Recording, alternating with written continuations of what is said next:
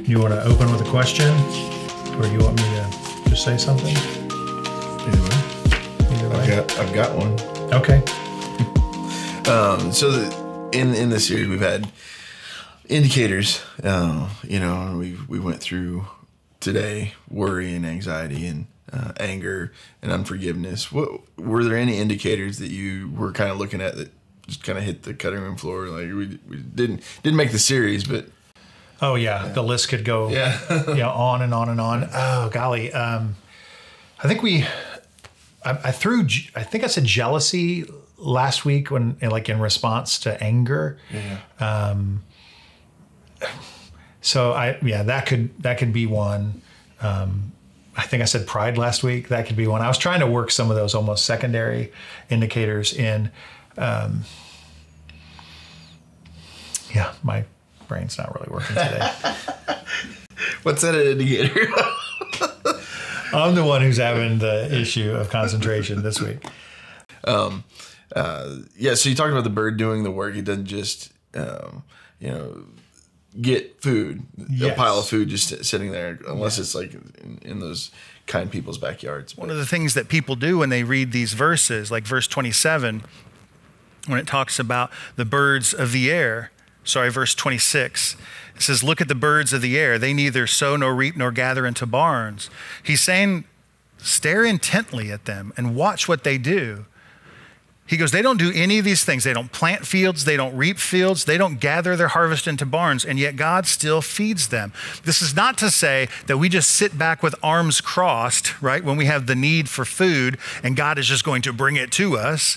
No, watch the birds. They're busy working, okay? They're out there doing things, but they trust God to provide for them. We just can't be people who just sit back expecting things to happen. Just like God has made the bird to work certain ways and do certain things, and he provides for them, but they're still made to do things. We are as well. I think we are people who should be proactive in a lot of the things that we do. Each person is built a little differently, but I know, for example, in a season of anxiety or stress or worry, there are things that I can do that I can eliminate, anxiety from my life. You're having your second or third cup of coffee today, right? When my life's real anxious, I'll cut coffee out at 10. Like I'll work towards that. I'll go for longer runs, or I'll do a walk, or I'll go to bed early some night because I haven't been sleeping well. If this is answering your question, but those are things that we can do. Yeah. We don't just sit back and go, well, I'm feeling anxious, so God's got to take my anxiety away. I know a number of people who their anxiety is so bad and so crippling that they're taking medication, and there's been times in my life when that was true for me too, that I thought things were so bad that I was going to need medicine. And I don't know that there's a problem with that at all. I think people who need the help, short-term help, that's the right thing to do. But to just sit back and believe that it's all going to just disappear or something, I think people will be left wanting more. Yeah. I think we can engage in some of this.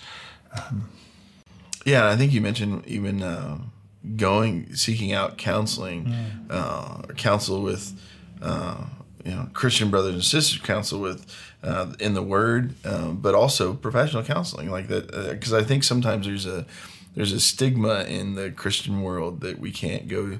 We go to a professional counselor, that there is. It's bad, or we're not relying on God, or there's something terribly wrong, or it's almost like we shouldn't do that. And I'm like, why? I'm all for professional counseling as a recipient of it myself. Sure. I totally want to take part in that, and want that to be a part of my life. I guess speak to the stigma. Well, let me ask you some questions. Yeah. So you've actually been a pastor longer than me. Right? So you've been licensed longer than I have been in pastoral ministry, longer than me. So would you say there's actually been a shift in how we view pastors now? That back in the day, right, years ago, if a pastor were to come out and say that they were struggling with some things, they would be immediately benched from their pastorate. So if they admitted a weakness or if they admitted a sin or something, they're automatically removed from the pastorate, which then just drove people to not confess and to be honest. And so they just buried more and more sin, more and more issues. That's for sure changed. But as you implied there, it's even happening when it comes to mental health. That when pastors admit, and would you agree with this, that when they're burning out and they're needing help, that the stigma of a pastor going off to get counseling is not what it used to be?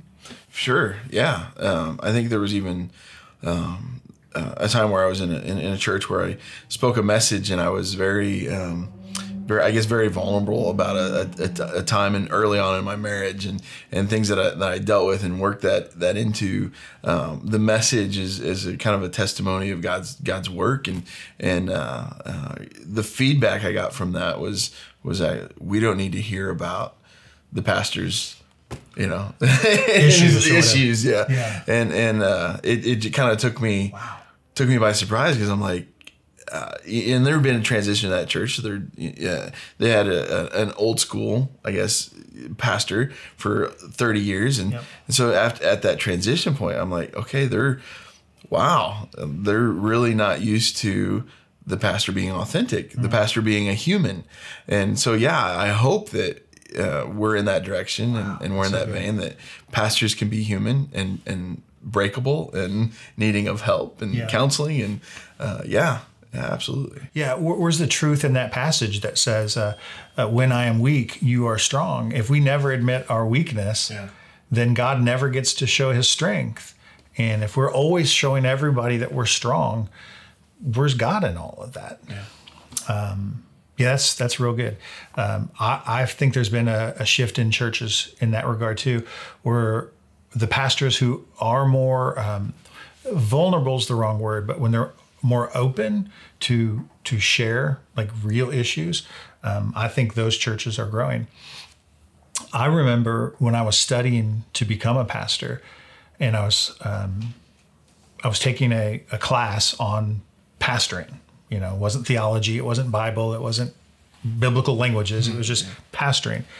And in one of the textbooks that we were reading, the author was saying that he doesn't allow himself to become friends with the people that he pastors.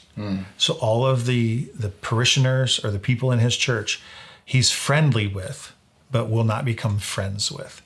Because he says, I don't think I could actually shepherd them. If I had to have a real tough conversation, I don't want friendship to get in the way. And when I read that, and I'm not a smart guy, Josh, but when I read that, I thought to myself, that way of pastoring is done. Like it's over. There's that I can't. That's wrong on so many levels. I mean, doesn't the Bible even talk about Jesus calling us friends? Right. Right. And he's the picture of the perfect shepherd, the perfect pastor, and he's friends with his people, and we're not supposed to be friends. When I'd read that, I thought that was ridiculous. Yeah. No, that was, so I graduated Bible college in 2000. So I think living through that shift of thinking, because that would definitely be the mindset. And like you said, it was in a textbook. It was absolutely something that was taught, or, as soon as you're done pastoring, if you can't, those aren't your friends, those aren't your, so you're on to either another church, another community, or so there was definitely that mindset, or that line of thinking. Again, that's still alive and well in some pockets, but hopefully that's going by the wayside. And for me, it's not even just pastoring, people in the church that I would want to call friends, but I've said this many times before, like even the people I work with, I want to be friends with. I want to be friends with all the people that work here. And when we can't be friends is when it gets real hard for me to just,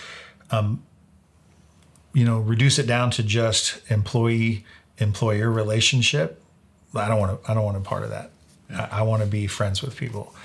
It's probably speaking of some deep-seated need in my life. Probably need to go to therapy for this one. To bring that back around, does that worry you?